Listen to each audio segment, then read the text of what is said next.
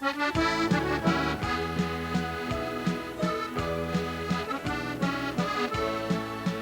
rocky shores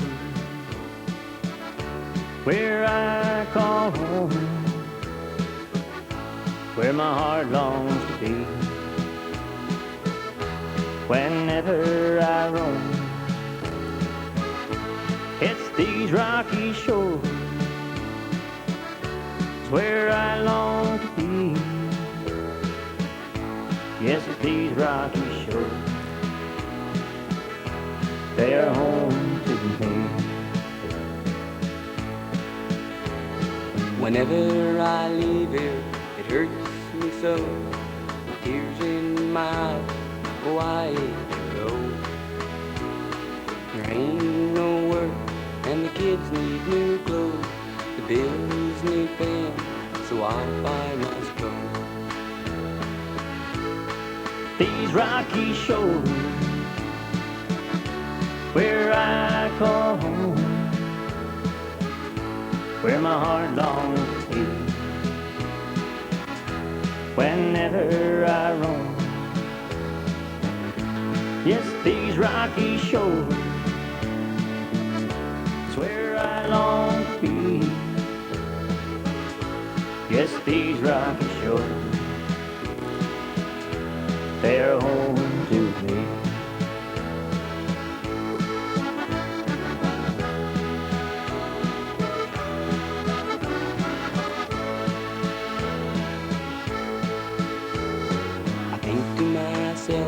Where did it all go? The life I once had on the ocean's gentle road. My tears in my eyes and my head in my hand, away from my family, I hope they understand. That is these rocky shores where I call home, it's where my heart longs to be. Whenever I roam, yes, these rocky shores where I long to be. Yes, these rocky shores, they are home to me. Yes, these rocky shores, they are home to me.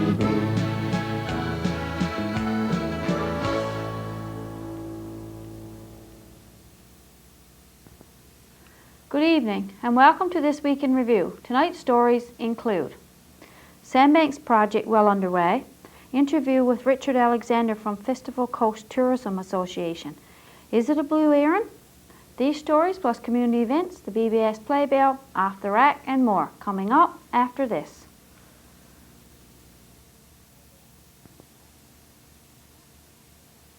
WARAMP's key tags are a symbol of our work for child amputees.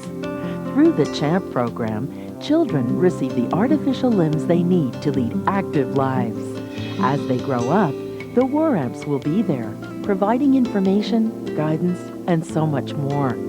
The WARAMPs, amputees helping amputees. Thanks to your support of the key tag service, lost key return now by courier. We visited the new Sandbanks project on Wednesday of this week. There are 12 workers hired under the FRAM program to construct another series of boardwalks and lookouts in the Sandbanks area. The workers have cut a trail through the woods in this part of Russell's Path. A boardwalk has been built over this marsh. This area is supposed to be very good mishberry grounds, and we're sure some of our berry pickers will take advantage of the new boardwalk to get to the berries. As you can see, quite a bit of wood has been cut to put these walkways here. In this area is a series of steps and platforms. The view from this point is quite nice. The group is working in this area cutting brush and constructing more boardwalks and steps. The workers informed us that the view from the top of this hill is quite spectacular. While we were visiting the park ranger told us about a rock slide that occurred in this area. Quite a few large boulders fell here. We spoke to the foreman of the project, Aubrey Mead, and Mr. Mead told us that work was coming along on schedule.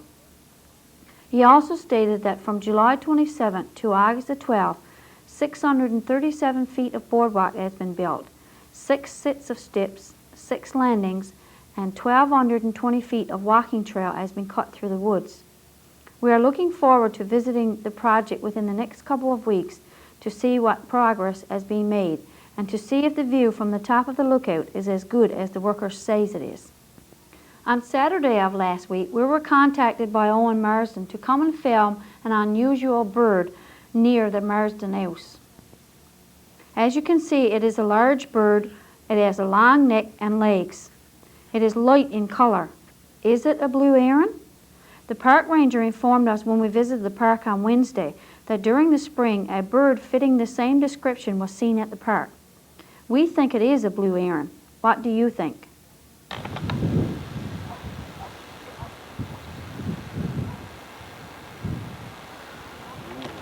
The playground has received quite a facelift and the work is continuing. The playground is one of the nicest looking areas in town since it has received its new look. The basketball court is completed with a new surface. Lines have been painted and so has the nets. A couple of picnic tables has been put in the area as well. The tennis court is completed and is just waiting for a net to finish the job. The play area for the very young children is looking quite inviting with its new paint job and bright colors. This area has had some repairs made to it and has gotten a new coat of paint as well. When we visited the playground on Thursday, more construction was underway to make room for more equipment for the children to play on. We're sure that the young people and the parents of this community really appreciates the work being done to make improvements to this widely used area. Stay tuned for more of This Week in Review coming up after this. As people grow up, they learn about their own little pieces of the world. They understand the world according to their own history and culture. But if people study in another part of the world, their perceptions change. That's why Rotary sponsors international scholarship and exchange programs to help people see the big picture. On Monday of this week, Richard Alexander from Festival Coast Tourism Association, along with Kevin Redman, a freelance writer and photographer, paid a visit to our studio. Today in our studio we have with us Richard Alexander and Kevin Redman. Welcome, gentlemen. Thank you very much. And Richard, what brings you to Burgeo? Well, I work for the Festival Coast Tourism Association, which is the umbrella group for tourism development in this region, Zone 9 region, if that means anything to your viewers. And what we're trying to do is we're trying to develop the tourism product here and try and get some people down here to spend some money, diversify the economy, and bring benefit to the people living in Burgeo and Ramier and the Francois Grey River area. So one of the ways that we've been doing that is to try and bring in some writers and do some advertising, some public relations things to try and make the tourist aware of the product that is down here, because the product is world class and it's an exceptional product. But the challenge for us is to get the tourist aware of it, let them know that Burgeo exists, and get them to come and spend some money. So that's basically what I'm doing here. And Kevin, what about you? What brings you to town? Well, I was recruited by the Festival Coast Tourism Association and asked to come, and I've been lucky enough to be able to fit it into my schedule to make it down. It's a privilege to be here.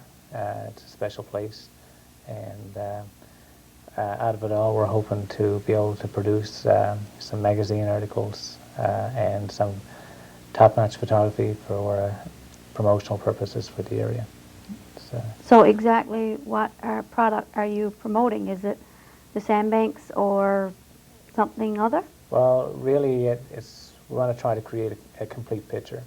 That includes the cultural, historical aspect to it, from the maritime, archaic, Beothic sites that are on the islands, to the fishermen of the coast and the legacy that's been set in that way, and kind of blend that with the modern day adventure of, let's say, the sea kayak, the hiking, and soft adventure that can appeal to anyone. Anyone can get in a kayak and with a little tiny bit of guidance go and be able to enjoy this area and get a closer view and a closer picture, a more complete picture of this area. And that there is what we're trying to do, is create a complete picture that makes it an experience for people, that when they're finished and when they leave, they got something that they'll keep with them for a lifetime.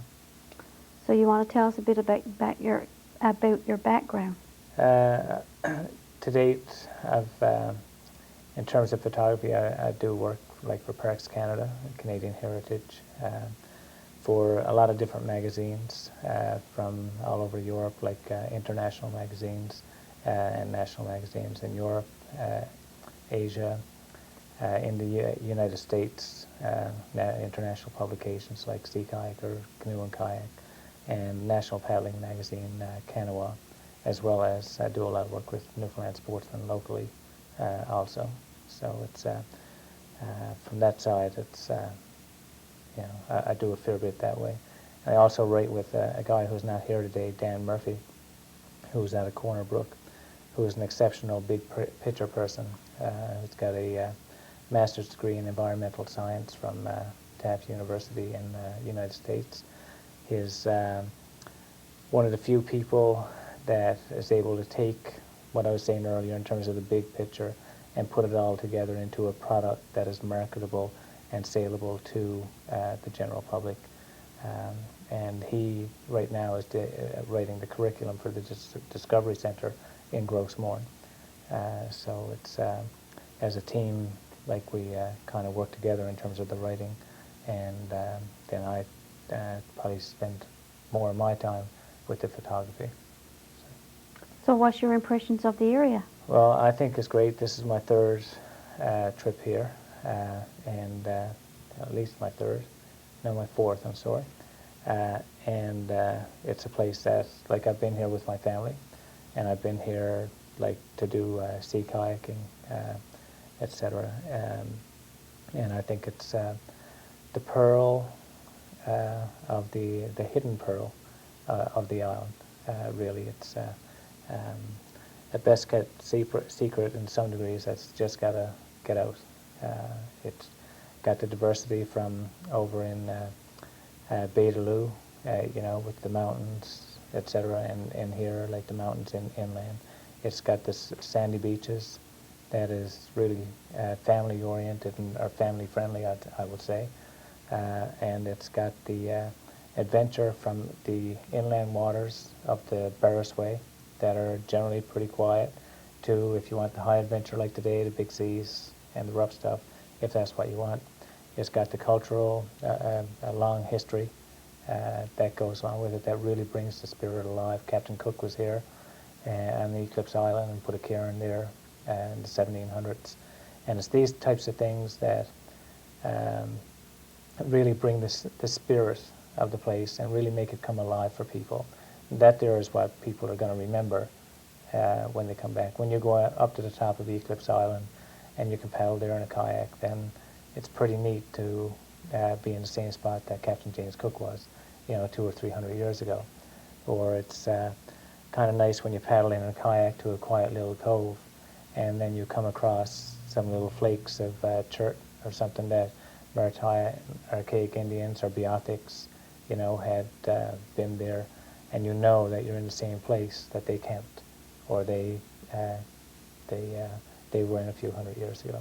It makes it a special kind of place, and it's got it all right here.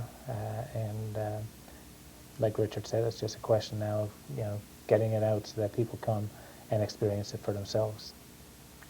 Richard, what are you hoping to gain from your trip? Well, I guess the bottom line is we're hoping to gain dollars from tourists, non-resident tourists in particular. Kevin was mentioning about the hidden pearl of the South Coast, or the hidden pearl of the island. Well, it's a hidden pearl in the sense that the mass public doesn't know about it. But I mean, this week here, August the 9th or whatever, there are two tour groups from outside the island. One group from Nova Scotia that's here sea kayaking, And there's another group from the States that's paddling canoes. And they're here. They're going to spend about a week and spend an awful lot of money. And it's fine to talk about our culture and the beauty of our culture, because our culture is phenomenal. But it helps to bring these groups in and get them to spend money, put dollars in the pockets of tourism operators in this region, and go back and spread the word about what a phenomenal place this is, right? So we're hoping to diversify, help diversify the economy, and take the reliance off the traditional fishery and one industry sort of thing, right? And how about you, Kevin? What are you hoping to gain? Well, I hope that we can get some great shots that can be used in anything from calendar to magazine, slideshows, etc. And I have an exhibition coming up in France, in Paris, France, photographs. I'd like to get at least one shot from here in that, and then to write some magazine articles out of it that will go around and spread the word, and also to learn a little more about the place. It's kind of neat that Richard and I sat down with Stan and Derek Mercer and his wife, and it's kind of neat that just sitting around for an hour with those guys, and I was very humbled by just their local knowledge and expertise in identifying where everything is and the way it used to be and the way it is now and the reason why. When you get like land changes, for example, are not something that people see in a lifetime, but when you can get people sitting across the table from you and tell you about, well, the land used to come this way, but now it doesn't because a big sea went in and took away the sandbanks, and now it goes another way. Well, that's a significant change, and it really makes it interesting. Well, we certainly look forward to seeing some of your articles and pictures sometime in the future. Is there anything you'd like to add before we go? No, that's great. Actually, I'd like to thank actually Derek Mercer and his father, and also the Burgeo Broadcasting System for letting us come in and do this little interview. And we've been getting a lot of support for this type of thing, bringing in travel writers and doing promotion for the area. From the Burgeo Diversification and Development Board, they've always been very supportive, and Lane Swift with the Chamber of Commerce. So just thanks to those folks. And the provincial government and Sandbanks Provincial Oh, definitely. Yeah, definitely. Have been kind enough to let us use Derek. Lend Derek here. for a couple of days, because he's been doing a lot of stuff on his own here, which is a real tribute to him. Unheralded or anything else. He just does it because he has a passion for it. And I think that when you have people in the local area that do that, and then you can get the spin-off from it, then I think it really goes a long ways. Yeah, definitely. Thank you very much for joining us today. Thank you very much.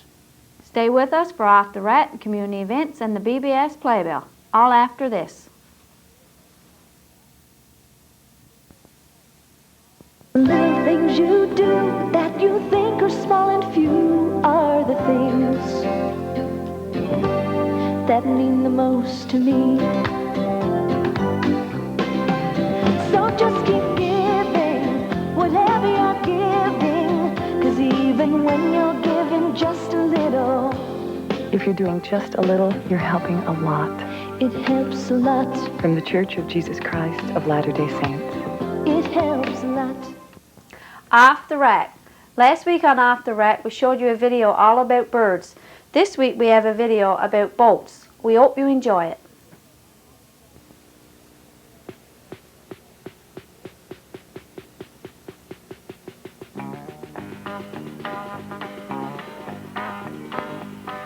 Grandpa loved his motorboat all the days of his life.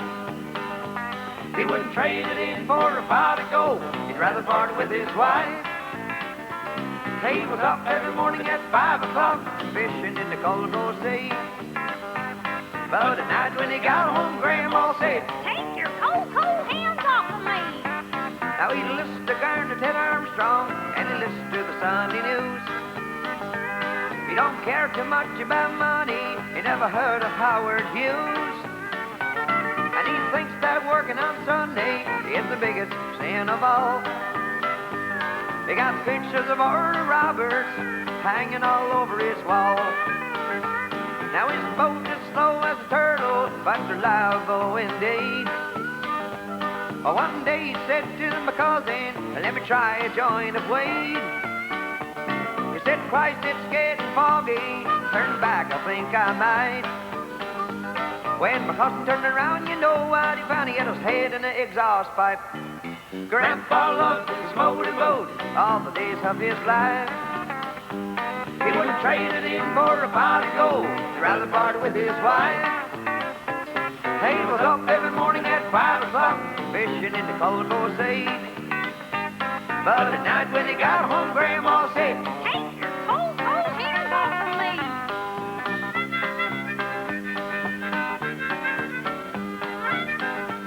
now he'd soon go home to glory, in the sweet by and by. He's going up with the tape, a measure the gate, it's gotta be wide and high. When Jesus sees him a-coming and forgives all the times he's sinned, he'll turn right around and come right back down if he can't take his motorboat in. Grandpa loved his motorboat all the days of his life. He wouldn't trade it in for a pot of gold, he'd rather part with his wife. He was up every morning at 5 o'clock, fishing in the cold Sea. But at night when he got home, Grandma said, Take your cold, cold hands off of me. but at night when he got home, Grandma said, Take those cold hands off of me. why, I can see him there standing on pearly gates trying to get that boat in. Make room for him, Lord. It's coming with the boat. And there's lots of traffic. And the fishing nets. The whole damn... Good evening, and welcome to the community event segment of tonight's broadcast. I'm Rhonda Green. To the swimmers at the sailboat, the RSMP asks us if you would please ensure that your cars are parked well off the pavement and the shoulder of the road when you are swimming. We have had several complaints of parked vehicles creating a hazard to other vehicles using the highway. Thanks for your cooperation in this matter.